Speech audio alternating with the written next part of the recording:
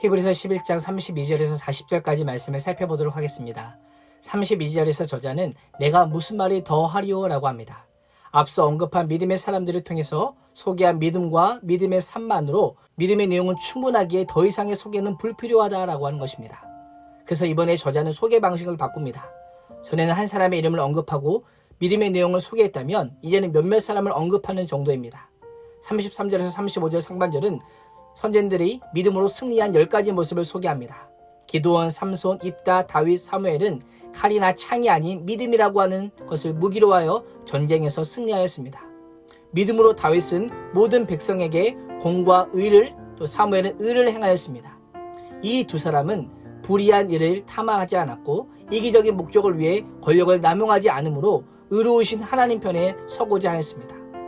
믿음으로 기드온과 바락과 다윗은 하나님의 약속을 의지하여 전쟁에 나갔고, 믿음으로 삼손과 다윗은 사자의 입을 찢어버렸고, 다니엘은 사자굴에 떨어졌을 때에 하나님께 보냄받은 천사가 사자의 입을 막기도 하였습니다.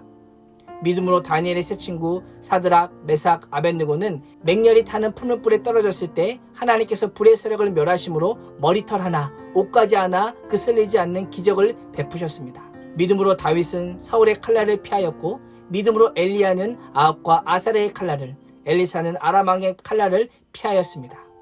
믿음으로 삼손은 두 눈이 뽑힌 연약한 가운데 다시 하나님께로부터 힘을 얻어 블레셋을 격파하여 강하게 되기도 하였고, 믿음으로 히스기야는 죽음을 앞에 두고 얼굴을 벽을 향해 하나님께 기도함으로 하나님의 능력으로 기적적인 치유를 경험하기도 하였습니다.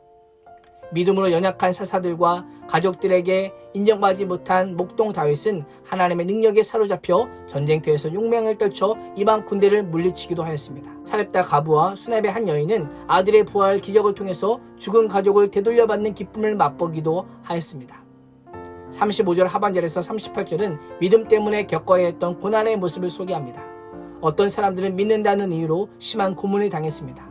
악형을 받기 전에 몸값을 지불하고 석방될 수 있는 기회가 충분히 있었지만 더 좋은 부활을 얻기 위하여 풀려나기를 원하지 않았습니다.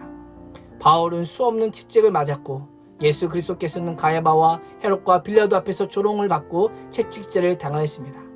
예레미야는 구덩이에 갇히기도 하였고 나무 고랑으로 결박되기도 하였습니다. 스가랴는 우상을 섬기는 유다 백성들을 하나님의 이름으로 책망한 결과 성전 뜰 안에서 돌로 맞아 죽임을 당했습니다.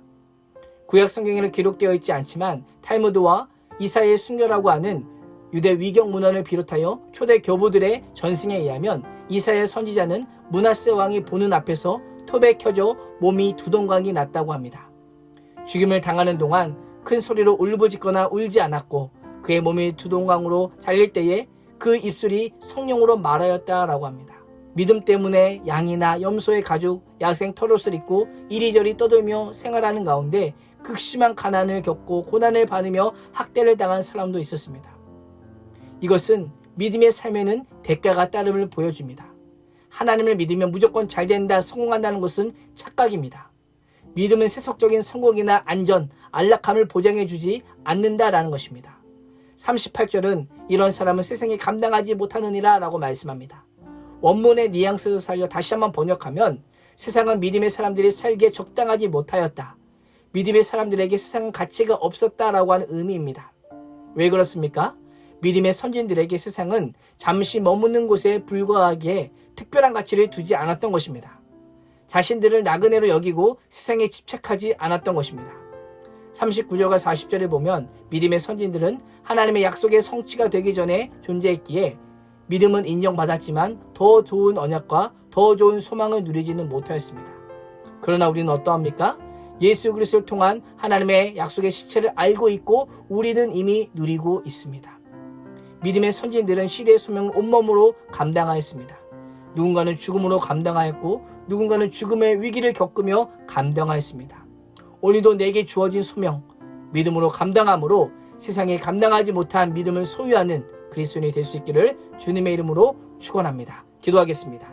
하나님, 믿음으로 승리한 선진들의 모습과 믿음 때문에 겪어야 했던 고난의 모습을 통해 믿음의 삶에는 대가가 따르며 믿음의 삶에는 보상이 따르며 믿음의 삶에는 약속이 따른다는 사실을 알게 해주심에 감사합니다. 오늘도 주신 약속을 붙잡고 내게 주어진 소명을 믿음으로 감당함으로 세상에 감당하지 못하는 믿음을 소유한 그리스도인 되게 하여 주시옵소서. 예수님의 이름으로 기도합니다. 아멘.